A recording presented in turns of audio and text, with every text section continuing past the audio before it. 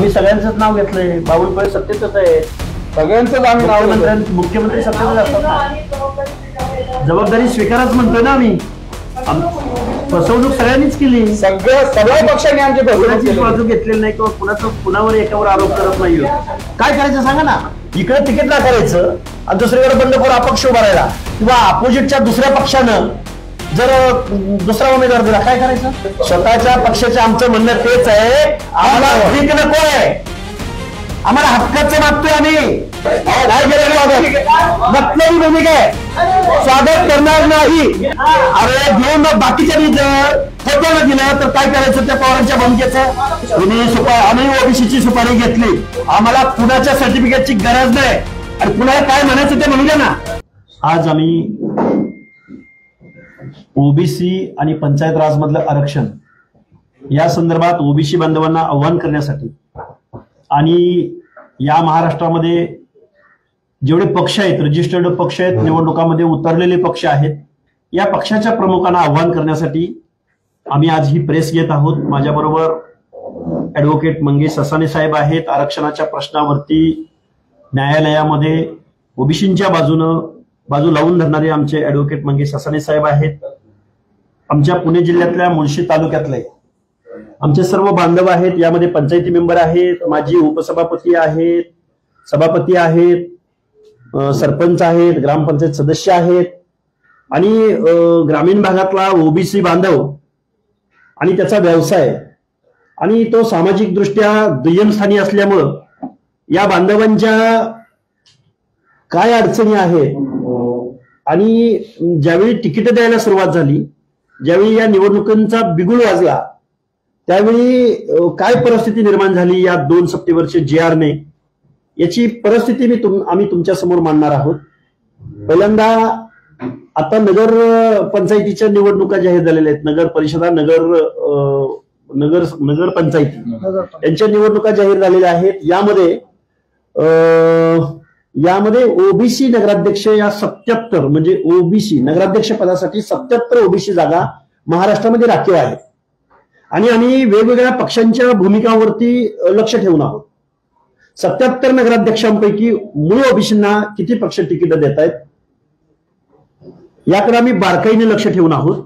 जिथं मूळ ओबीसींचं तिकीट डावललं जाईल त्या पक्षाच्या विरोधामध्ये आम्ही काम करू, तिथल्या ओबीसींना तसं आव्हान करू. कारण हे लोकल बॉडीज मधलं, पंचायत राज मधलं ओबीसींचं प्रतिनिधित्व आहे आणि हे प्रतिनिधित्व आज रोजी जर आपलं डावललं गेलं, आपल्या हातून गेलं, तर इथून पुढच्या कालावधीमध्ये ओबीसीची लिडरशिप, ओबीसीचं प्रतिनिधित्व हे जागेवरती थांबणार आहे.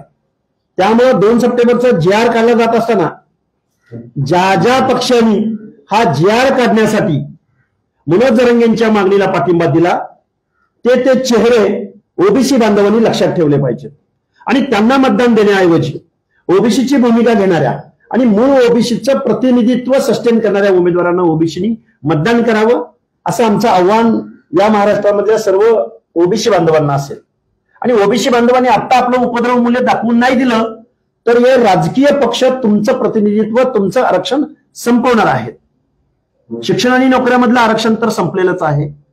निवडणुकामध्ये उरलेलं आरक्षण जर अशा पद्धतीनं तुमचं चॅलेंज केलं जात असेल, हिरावून घेतलं जात असेल, तर इथून पुढे ओबीसीचा प्रतिनिधी, बलुत्या आलुत्यामधला प्रतिनिधी, भटक्या विमुक्त जाती जमातीमधला प्रतिनिधी, ज्या मंडल आयोगाच्या माध्यमातून सामाजिक न्याय देण्यासाठी, प्रतिनिधित्वासाठी आरक्षण दिलं गेलं, त्या प्रतिनिधित्वाचा गैरअर्थ घेऊन गरिबी हटवण्यासाठी किंवा कुणाच्या राजकीय प्रेशर खाली येऊन जर ओबीसींच्या अनाथ माती कालवण्याचं काम 2 सप्टेंबरच्या JRनं केलं असेल, हे बघा, लोकनियुक्त सरकारने आमच्या हक्क अधिकाराचं संरक्षण केलेलं नाही. आमच्या हक्क अधिकाराच्या विरोधामध्ये, सर्वोच्च न्यायालयाच्या निर्णयाच्या विरोधामध्ये, अनेक आयोगांच्या निर्णयाच्या विरोधामध्ये 2 सप्टेंबरचा JR काढल्याची भावना या ओबीसीच्या सर्व जनतेमध्ये, ओबीसीच्या प्रतिनिधीमध्ये गेलेली आहे. आता मी वेगवेगळ्या पक्षामध्ये वेगवेगळ्या सेलवरती काम करणाऱ्या, मग ते भाजपचे असतील, शिवसेना दोन्ही गटाचे असतील, काँग्रेसचे असतील, राष्ट्रवादी दोन्ही गटाचे असतील, या लोकांना आमचं सांगणं आहे, तुम्ही अग्र हक्कानं तिकीट मागा.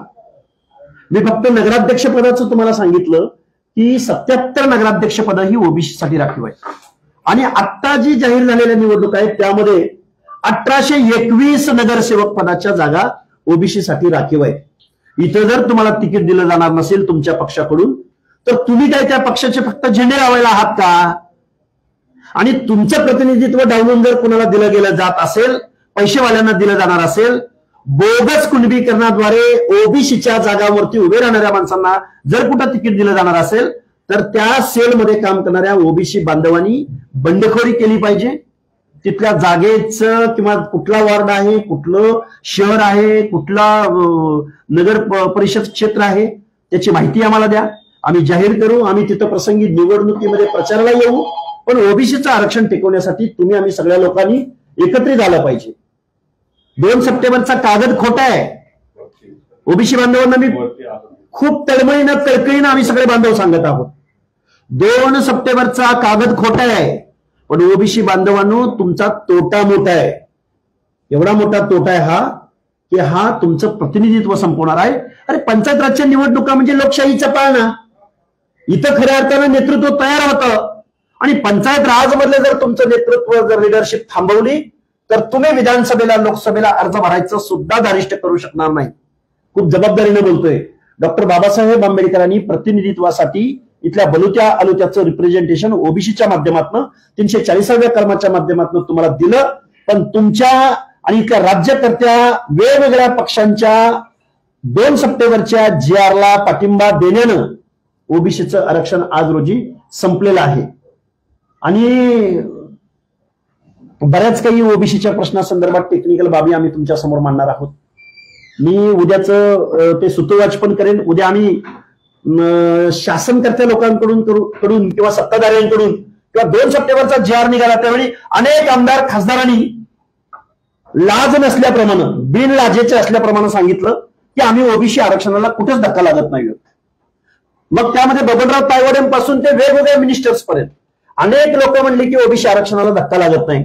मी एक उदाहरण म्हणून मी तुमच्या समोर बारामती शहराजवळ पिंपळी म्हणून गाव आहे. त्या पिंपळी गावामध्ये आता सध्या ओबीसीचा सरपंच होता.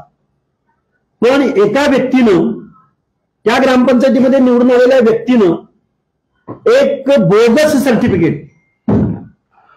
सर्टिफिकेट कुणब्याचं आणलं आणि जो ओबीसीचा सरपंच होता त्याची जागा हिसकावून घेतली आणि ते बोगस सर्टिफिकेट त्याला जोडलं. बोगस आम्ही असं म्हणतोय की त्याचे पुरावे आम्ही सगळे कलेक्ट केलेले आहेत, गोळा केलेले आहेत.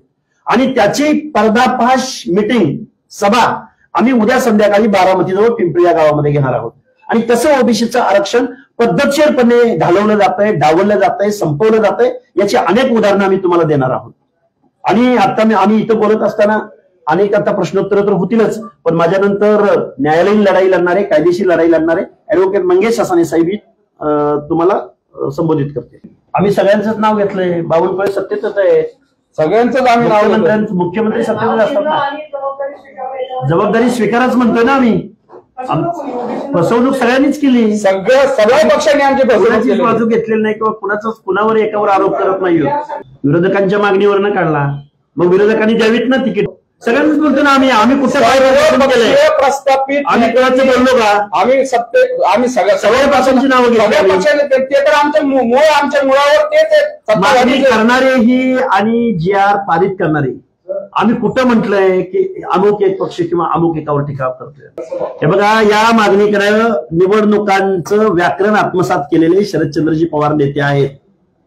हीच भूमिका जर त्यांनी 2 सप्टेंबरच्या GRच्या बाबतीत घेतली असती तरी मग आम्ही त्यांचं एकदम खूप चांगलं स्वागत केलं असतं. पण आता निवडणुकी ऐका ना ऐकू दे, मला कंप्लीट करू द्या ना. बघा, शरदचंद्रजी पवार साहेबांनी निवडणुकामध्ये आपला पक्ष डावलला जातो की काय म्हणून अशी भूमिका घेतली असेल. आम्ही कसं बरं 2 सप्टेंबर, अरे तुम्ही आम्हाला भीक देता का? अरे कायद्याने तुम्ही नाकारताय, त्यावेळी तुम्ही गप्प बसता आणि तुमच्या निवडणुकीत अडचण निर्माण होते म्हणून तुम्ही म्हणता की नाही ओबीसीला तिकीट द्यायची. आणि मग बंडखोर अपक्ष उभारायला काय करायचं सांगा ना. इकडे तिकीट नाकारायचं आणि दुसरीकडे बंडखोर अपक्ष उभारायला किंवा अपोजिटच्या दुसऱ्या पक्षानं जर दुसरा उमेदवार दिला काय करायचं? स्वतःच्या पक्षाचं आमचं म्हणणं तेच आहे, आम्हाला भीक नको आहे, आम्हाला हक्काचं मागतोय आम्ही. 2 सप्टेंबरचा GR ज्यावेळी पारित झाला त्या दिवशी शरद पवार कुठे गेले होते? आणि त्यांच्यावर सोशल जस्टिस कुणाला कळतो का? राष्ट्रवादी काँग्रेसचे नेते कायम म्हणतात की मंडल आयोग पहिल्यांदा महाराष्ट्रात पवार साहेबांनी लागू केला. मग जर लागू केला जात असेल, जर ते सामाजिक न्यायासाठी ते जर क्रेडिट घेत असतील, मग 2 सप्टेंबरच्या GRला विरोध का नाही केला? हे बघा, आमच्या 2 नेत्यांची भूमिका अशी आहे, जे पक्ष निवडणुकीला सामोरं जात आहेत त्या पक्षांनी मूळ ओबीसीला तिकीट द्या. जर मूळ ओबीसीला तिकीट नाही दिलं, मग ते दोन्ही शिंदे गट, दोन्ही शिवसेना गट असो किंवा दोन्ही राष्ट्रवादी असो, भाजप असो, काँग्रेस असो, कुठलाही पक्ष, काँग्रेस असो, आमचं साधी लाईन आहे. जे डावलतील त्यांचा करेक्ट कार्यक्रम करण्यात. आणि बघा, मी सांगतोय बघा, जिथं डावललं गेलंय त्याचा उमेदवार आम्ही तिथं जाऊ, तिथं प्रचार सभा घेऊ, आम्ही सोशल मीडियाच्या माध्यमातून सांगू की या माणसाला आपल्याला मतदान करायचं नाही, या माणसाला पण आपल्याला मतदान करायचंय. आम्ही आमचा न्यूसेन्स व्हॅल्यू दाखवून देणार. आम्ही न्यायालयात आम्ही दाद मागतोय, पण मतपेटी ही लोकशाही मधला उत्सव आहे ना, आम्ही तिथं मागणार. आम्ही सत्ताधाऱ्यांची बाजू घेतली होती. तुमच्या पुढे जाऊन सांग, उमेदवार द्यायचा विषयच येत नाही. अरे आमच्याकडे पक्ष पार्टी असते, आम्हाला आरक्षणाची काय गरज भासली असते? आमची लिडरशिप असते, आम्ही कारखानदार, वतनदार, जागीरदार असतो, तर आम्हाला असे एवढ्या पत्रकार परिषदा घ्यायची काय गरज होती? आम्ही काय भीक मागे वाटलो काय? तिकीट नाही दिलं अपक्ष उभा करू आम्ही. भरपूर आमच्या 450 जातीमध्ये भरपूर उमेदवार आहेत. नाही, आता तिकीट वाटपाचा प्रोग्राम सुरू आहे ना, पण आम्ही तेव्हा आगाऊ सांगतोय ना, आम्ही अपील करायला त्यांना बाकीचे पक्ष आहेत ना, या ना मग सगळ्यांनी बाकीच्या पक्षांनी. आम्ही तेच म्हणतोय, या महाराष्ट्राचे मुख्यमंत्री देवेंद्र फडणवीस साहेबांनी आणि भाजपचे अध्यक्ष चव्हाण साहेबांनी मूळ ओबीसीला तिकीट द्यायची भूमिका घ्यावी. जर मूळ ओबीसीला तिकीट नाही दिलं तरी आम्ही त्यांच्या पक्षाच्या विरोधात हे नाही स्वागत करत, कारण त्यांची भूमिका मतलबी आहे, मतलबासाठी घेतलेली आहे. अरे ऐका तरी, आता तुम्ही मतलब काय म्हणत हे काय ऐकत नाही तुम्ही? शरदचंद्रजी पवार साहेबांनी 2 सप्टेंबरच्या GRला विरोध का केला नाही? मतलबी भूमिका आहे, स्वागत करणार नाही. 2 सप्टेंबरचा कायदा पारित होत असताना शरदचंद्रजी पवार मुगी म्हणून का गप्प बसले होते? आता तुम्ही अडचणी जाणार म्हणून घेताय का? अरे घेऊन मग बाकीच्यांनी जर खोट्यानं दिलं तर काय करायचं त्या पवारांच्या भूमिकेचं? कृतीमध्ये फरक, युक्ती आणि कृतीमध्ये फरक नाही तर ना. अरे आमच्या कायद्याने झालेलं आमचे घर, एक मिनिट, आमचे ओबीसीचे घर उद्ध्वस्त होत असताना 2 सप्टेंबरचा GR निघत असताना पवारसाहेब कुठे गेले होते? आता तुमच्या निवडणुकीत अडचण आली म्हणून तुम्ही निर्णय घेताय का? आमचं GR रद्द झालं पाहिजे, हे महत्वाचं. निवडणुका येतील जातील अनेक वेळा, पण GR सगळे महत्वाचे,